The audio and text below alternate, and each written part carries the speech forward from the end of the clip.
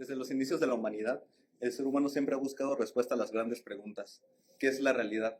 ¿Cuál es el sentido de nuestras vidas? ¿Quiénes somos? Para eso, la filosofía, ese cuestionar, ese explorar, ese tratar de comprender el mundo, que es fundamental. Oye, pero ¿qué utilidad tiene realmente el tratar de dar una respuesta a estas cuestiones? Pues bueno, la filosofía nos invita a pensar de forma crítica y profunda.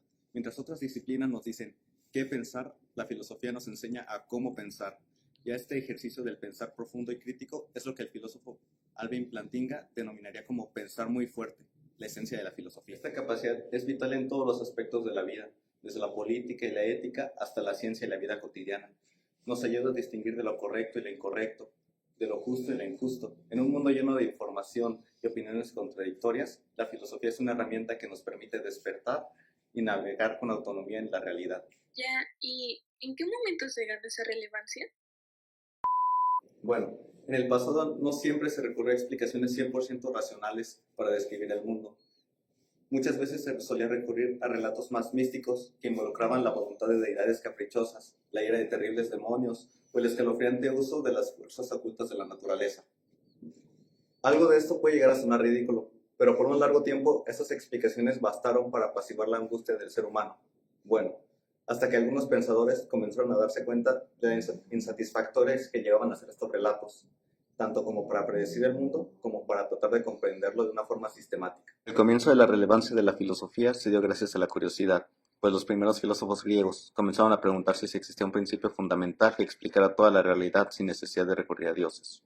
Así surgió la idea de que el mundo podía entenderse mediante principios racionales y no solo a través de relatos mitológicos. Posteriormente llegó Sócrates, con su método de enseñanza basado en el diálogo y la ironía, que buscaba llevar a sus interlocutores a cuestionar sus creencias y alcanzar definiciones más precisas sobre conceptos como la justicia y la virtud. Discípulo de Sócrates, Platón desarrolló un sistema filosófico que combinaba la razón con la metafísica.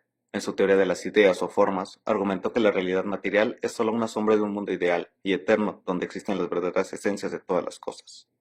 Para Platón, el conocimiento no se alcanzaba a través de los sentidos, sino a través de la razón y la contemplación de estas ideas. Luego Aristóteles, discípulo de Platón, rechazó la teoría de las ideas y defendió que la realidad debía estudiarse a partir de la observación y la experiencia. Su enfoque fue más empírico y sentó las bases de la lógica formal y el método científico.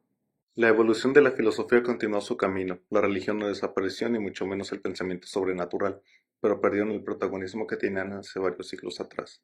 Lo que comenzó con la búsqueda de un principio fundamental para explicar el mundo sin recurrir a los dioses, llevó a un desarrollo filosófico cada vez más amplio y complejo. Entonces, ¿eso en qué afecta a la Navidad?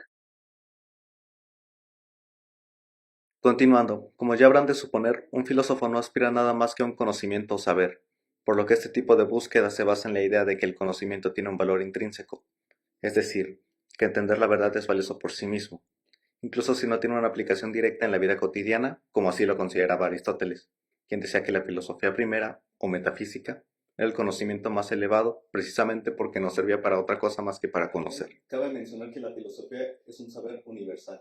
Esto quiere decir que estudia todo en cuanto a lo real, el ente en cuanto al ente, además de que abarca todas aquellas preguntas que se le escapan a otras disciplinas. ¿Es realmente posible que la filosofía estudie el mismo objeto que alguna otra ciencia? Esta nunca lo hará desde el mismo punto de vista, pues la filosofía se enfoca en las raíces, en los fundamentos. Por esto es que la filosofía se puede decir que es una ciencia radical. Avanzando, es importante hacer la distinción entre problema y misterio, conceptos creados por el filósofo Gabriel Marcel. El problema es aquello que podemos analizar, medir y resolver de manera objetiva. Es una cuestión externa a nosotros que tiene una solución técnica o lógica. Por ejemplo, construir un puente o resolver una ecuación matemática.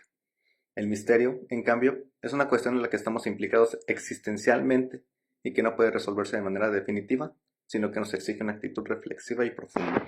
Entonces, a partir del misterio, aquella cuestión inabarcable que por más que ahondamos en él, más parece que se nos escapa, esa cuestión que cuenta con una riqueza inacabable, es donde se encuentra el motor de la filosofía, el asombro, esa admiración por la realidad, que desde lo más cotidiano logra plantearse cuestiones trascendentales, así como los más grandes misterios que podamos imaginar. Retomando aquella última pregunta, me recuerda un poco la alegoría de la caverna de Platón, que nos dice lo siguiente. Imaginemos una caverna, donde un grupo de personas ha estado encadenado desde su nacimiento. Detrás de ellos hay un fuego, y entre el fuego y los prisioneros, una pared por donde pasan personas que sostienen objetos. Estos objetos proyectan sombras en la pared frente a los prisioneros, quienes creen que esas sombras son la única realidad porque no han visto nunca otra cosa. Un día, uno de los prisioneros es liberado y, al salir de la caverna, experimenta un proceso de descubrimiento doloroso. Primero es cegado por la luz y la claridad del mundo exterior, pero poco a poco se acostumbra y comprende que las sombras de la caverna eran solo una representación distorsionada de la realidad. Finalmente, al mirar el sol, entiende que es la fuente última de luz y verdad. Dentro de la alegoría, la caverna simboliza un mundo de apariencias en el que las personas creen conocer la realidad, cuando en verdad solo perciben sombras distorsionadas. Platón critica así la confianza ciega en los sentidos y en las opiniones mayoritarias, sosteniendo que la verdadera realidad no es la que percibimos directamente, sino aquella que alcanzamos mediante la razón. La liberación del prisionero representa la capacidad del ser humano de trascender la ignorancia y alcanzar la sabiduría. Sin embargo, este camino no es fácil, ya que implica renunciar a la comodidad de las certezas y enfrentarse a verdades incómodas. Así como los prisioneros de la caverna creían que las sombras en la pared eran la única realidad, hoy nos enfrentamos a un nuevo desafío: distinguir entre lo que es auténtico y lo que es una construcción artificial. La tecnología, y en particular las inteligencias artificiales, están redefiniendo nuestra manera de acceder al conocimiento y percibir el mundo. Si en la alegoría de Platón la liberación llegaba a través del pensamiento crítico y la búsqueda de la verdad, en la actualidad nos enfrentamos a un dilema. ¿Nos está la inteligencia artificial ayudando a iluminar la realidad o por el contrario, está generando nuevas sombras en la caverna digital en la que habitamos? Las inteligencias artificiales tienen la capacidad de procesar información a una escala inimaginable, producir textos, imágenes y decisiones que influyen en nuestras vidas. Pero esto nos obliga a preguntarnos, ¿estamos utilizando estas herramientas para acercarnos al conocimiento verdadero o simplemente estamos consumiendo sombras sofisticadas proyectadas por algoritmos? En este contexto, la automatización mediante inteligencia artificial está transformando nuestra vida cotidiana, con implicaciones tanto positivas como negativas. Desde el utilitarismo, se plantea que la IA puede mejorar el bienestar al reemplazar trabajos repetitivos o peligrosos, permitiendo a las personas enfocarse en actividades más satisfactorias.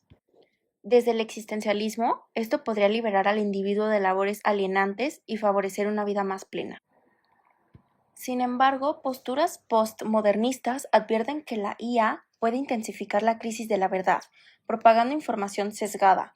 Desde una perspectiva marxista, se critica su uso por grandes empresas para maximizar ganancias a costa del empleo humano, afectando la calidad del trabajo artístico. Heidegger, por su parte, advertía que la tecnología moderna puede deshumanizarnos, convirtiéndonos en simples engranajes del sistema.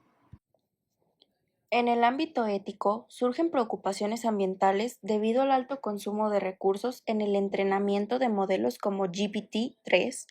También se señala la manipulación de información y el riesgo de cámaras de eco en redes sociales que refuerzan ideologías extremas.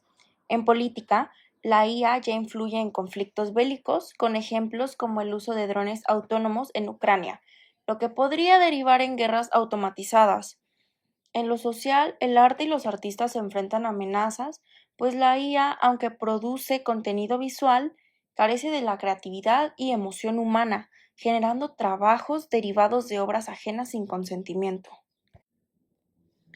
La IA presenta más desafíos que beneficios en su estado actual. Es crucial estudiarla y regularla antes de integrarla completamente en la sociedad, buscando un equilibrio que garantice su uso ético y sostenible. ¿Y qué podemos hacer para enfrentar algunos de estos desafíos? Pues un enfoque con pensamiento crítico nos puede ayudar a una investigación más elaborada y con mayor fuentes de la información que consultamos. A menudo, estos modelos pueden dar información con fuentes poco claras o directamente inventadas, así que es importante rectificar fuentes y consultar otras para un mayor enriquecimiento. Además, también podemos evaluar los sesgos de estos modelos y evitarlos al investigar acerca de ciertos temas, ya que sus empresas, en su mayoría, están ligadas a ciertas posturas políticas que entorpecen una investigación objetiva, así que se tiene que evaluar críticamente su uso y dependencia de esta para evaluar la veracidad de la información y su impacto ambiental.